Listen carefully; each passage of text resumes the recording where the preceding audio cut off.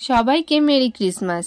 দেখো আমাদের দোকানটা কত সুন্দর সেজে উঠেছে ক্রিসমাস উপলক্ষে। বোনের জন্য নিয়ে এসেছি গিফট, এগুলো প্যাকও করে নিলাম বোনকে দেবো বলে। আর বৌমনি এদিকে সুন্দর করে সান্তা ক্লজ সেজে গিফটগুলো ব্যাগে ভরে নিল, মানে তার পোটলাতে।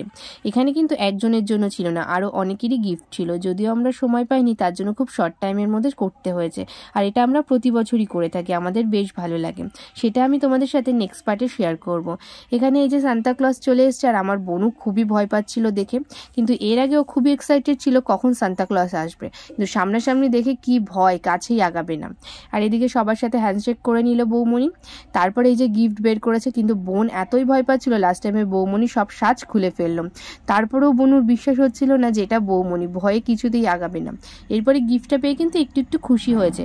পরবর্তীতে বনুর সাথে সান্তা ক্লজ মানে আমার বৌমনির সমস্ত কিছু ঠিক হয়ে গেছিলো, ভয়টা ওর কেটে গেছিলো, আর আমিও কিন্তু গিফট পেয়েছিলাম।